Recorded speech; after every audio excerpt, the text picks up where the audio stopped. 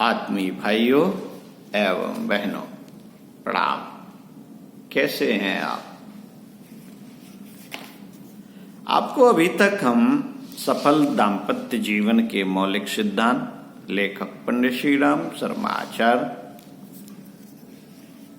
जी के विचारों को अपनी आवाज में पढ़कर सुना रहे थे। इसी क्रम में पृष्ठ 42 से आइए आपको पढ़कर सुनाते हैं। दाम्पत्य जीवन में स्वावलंबन और सहयोग का समन्वय ही आवश्यक होता है। एक दूसरे को सहयोग देना ही चाहिए, पर वह अति की सीमा न लांघ जाए और न बिल्कुल ही असहयोग किया जाए कि दूसरा पक्ष स्वयं ही गृहस्थी की चक्की में अकेला पिसता हुआ अनुभव करे।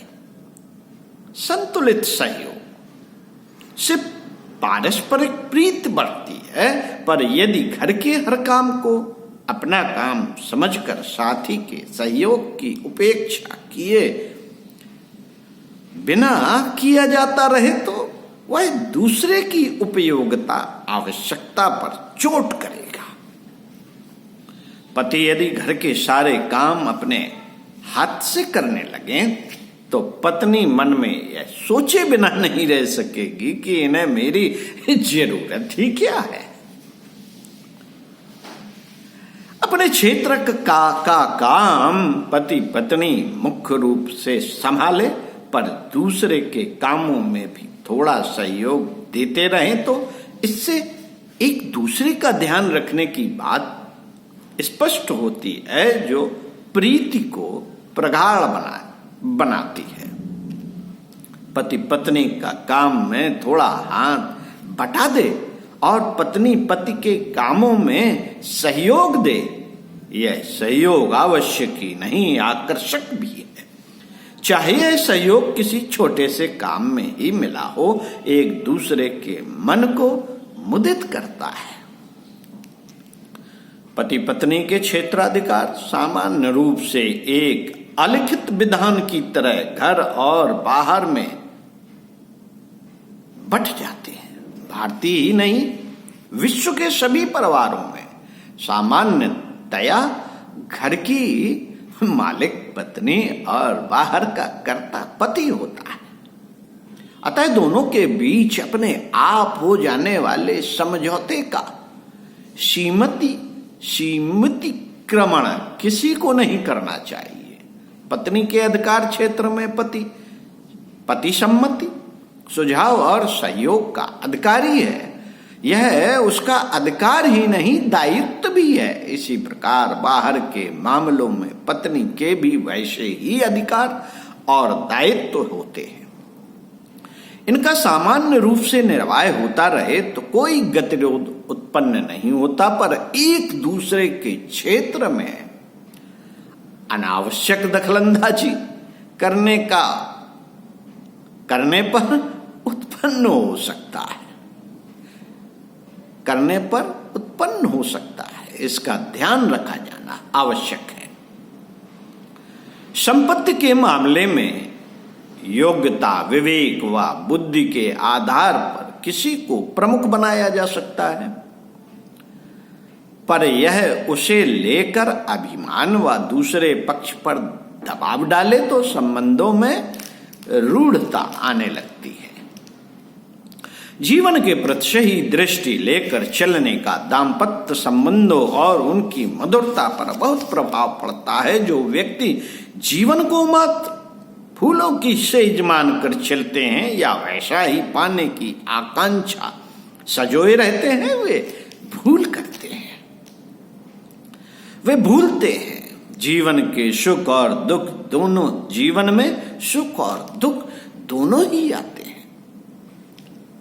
दोनों को भोगने के लिए समान रूप से उत्साह संजोए रखने वाले व्यक्ति ही उसका सच्चा आनंद उठा सकते हैं। जो दंपत्ति विवाह के पूर्व अपने भावी दाम्पत्य जीवन को मात्र सुखों की सेज मानकर उसमें प्रवृत्त हुए थे, उनकी यह मान्यता जब यथार्थ के थपेड़ों से टूटने लगती है तब प्रायः ऐसा होता है कि दुख का कारण अपने जीवन साथी को मानने लगते हैं। यह एक प्रकार का दुराग्रह ही हो सकता है। जब कोई एक पक्ष जीवन को बोझिल, कटीला, असह्य मानकर उसका कारण अपने साथी को समझने लगता है तो बात बात पर झल्लाने, डांटने, फटकारने और कलह करने लगता है। ऐसी स्थिति में दुख और भी असह्य हो जाता है। जिस दुख को एक दूसरे के स्नेह, सेवा, सहानुभूति और जीवनोत्साह के सहारे सह बनाया जा सकता था, वही अब भयंकर हो उठता है। इसलिए आरंभ से ही जीवन का यथार्थ स्वरूप लेकर चलना ठीक रहता है। संभावित दुखों के लिए की गई है पूर्व मानसिक तैयारी उन्हें सहने, परिणाम पाने में बहुत सहायक होती है। अपने दुख में भी यथासंभव बहादुरी से काम लेने वाले और अपने साथी पर उसका बोझ न डालने वाले पति पत्नी एक दूसरे पर अपने दुख का भार डालकर उसे किनारा कसी करने की ओर उन्मुख नहीं करते। यह विवेकपूर्ण बात है। प्रकट करना ही पड़े तो वह इस रूप में हो कि इससे दूसरे पक्ष को चोट न पहुंचे। पति का अफसर उससे नाराज है, ऑफिस में वह उससे अच्छा व्यवहार नहीं करता, इससे पति दुखी है, किंतु वह अफसर का कुछ कर नहीं सकता। ऐसी स्थिति में ऑफिस में उत्पन्न हो चुके रोष को पत्नी से लड़ झगड़ कर उतारा जाए, यह निरी मूर्खता ही है। पति बाहर से थका हारा लौटा है और श्रीमती जी दिन भर के अपने कष्टों का कच्चा चिट्ठा उसके मत्थे मार कर उस खीज से मुक्ति पा लेती है जो बच्चों के ऊधम, पड़ोसियों के व्यवहार या अन्य कारणों से उपजती है। ऐसा रोज रोज ही होने लगे तो पत्नी का पारस्परिक प्रेम रंग, चाहे वह कितना ही गहरा क्यों ना हो, धीरे धीरे उतरता जाएगा और एक दिन जब वह बिल्कुल ही धुल पुछ जाएगा तो पति पत्नी एक दूसरे की सूरत से ही छिड़ने लगेंगे। परस्पर मिलते समय यथासंभव प्रसन्न और उल्लासित रहना वह टॉनिक है जो दाम्पत्य जीवन और यौवन को स्थायित्व प्रदान करता है। घटनाओं पर पति पत्नी का वश न हो, पर अपने आवेगों पर अंकुश लगाने की क्षमता हो तो विकट परिस्थितियों में भी वे एक दूसरे के सहारे हंस सकते हैं, मुस्कुरा सकते हैं। पति कितना ही समझदार और पत्नी कितनी ही सहनशील हो, फिर भी यह बात वे कभी पसंद नहीं करते कि उनका साथी किसी दूसरे स्त्री पुरुष से उसकी तुलना करे, वह दूसरों की सराहना करे। पत्नी को पति का यह कहना, देखो श्रीमती माथुर किस सुगढ़ता से घर संभालती हैं, और पत्नी द्वारा किसी अन्य मित्र या पुरुष की प्रशंसा करना कभी एक दूसरे को अच्छा नहीं लगेगा। यह भूल अच्छे अच्छे दंपतियों में मनोमालिन्य व शंकाएं उपजा ही देती है। पारस्परिक निष्ठा पति पत्नी के लिए बहुत आवश्यक है। विवाह के पहले का जीवन कैसा ही रहा हो, बाद का जीवन एक निष्ठ होकर जीना बहुत आवश्यक है।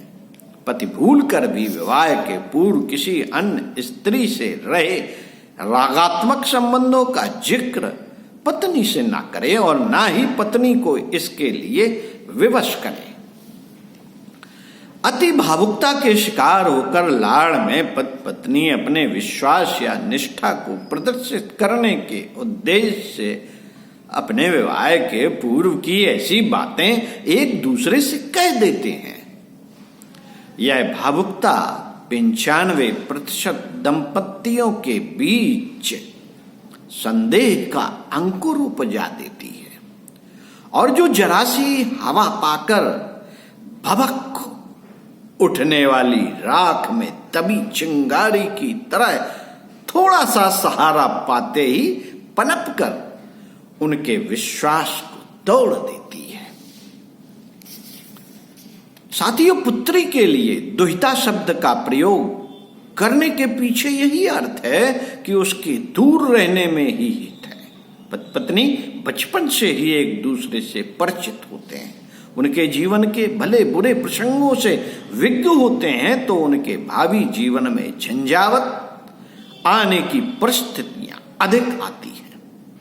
जीवन के बुरे प्रसंग वर्तमान में प्रेत की तरह आ धमकते हैं और उन्हें एक दूसरे से विरक्त बना देते हैं।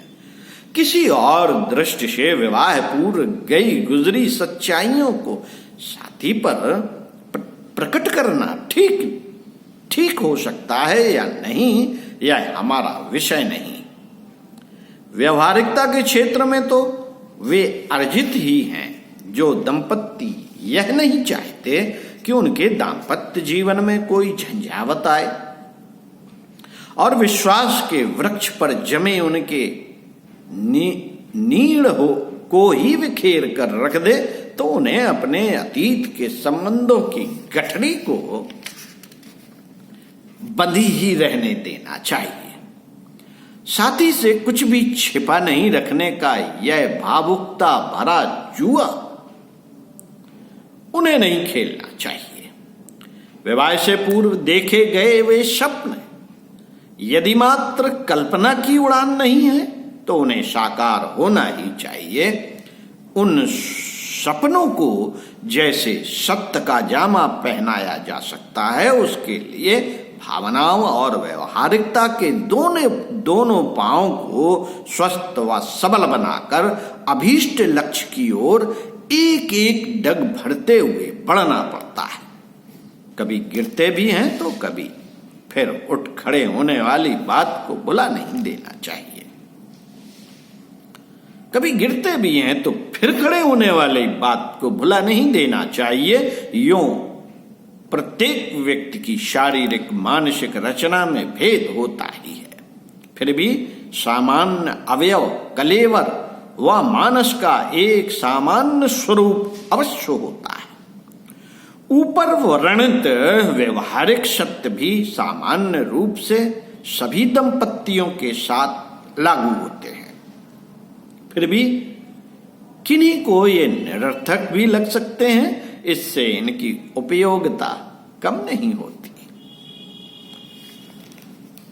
साथियों, दाम्पत्य जीवन की बगिया जब महकती है तो उसके सौरभ से परिवार, समाज, राष्ट्र व विश्व भी पुलकित प्रफुल्लित होता है। अतः दाम्पत्य की मधुरता बनी रहे, वह सफल व सार्थक हो, इसमें पति पत्नी का अपना ही सुख दुख नहीं है, सारे समाज का सुख दुख जुड़ा है। अतः यह पति पत्नी की कामना ही नहीं, दायित्व भी है। आज के युग में स्थित यहां तक आ पहुंची है कि कुछ लोग विवाह संस्था को ही अनावश्यक मानने लगे हैं। ऐसी स्थिति में इस बुद्धिवाद के युग में दाम्पत्य व्यवहार का जानना और भी आवश्यक हो गया है। उपरोक्त तथ्य उस प्रयोजन को बहुत कुछ पूरा कर सकता है। ओम शांति। साथियों, आगे आने वाले वीडियो में हम आपको बताएंगे इसी पुस्तक से विषय अहंकार और दाम्पत्य प्रेम में एक रह सकता है, दोनों नहीं। आपको हमारे वीडियो अच्छे लगते हो, गुरुदेव के विचार अच्छे लगते हो, तो हमारा चैनल सब्सक्राइब कीजिए। आपको बनाए गए सारे वीडियो की जानकारी होती रहेगी, आपको मिलते रहेंगे। ओम शांति।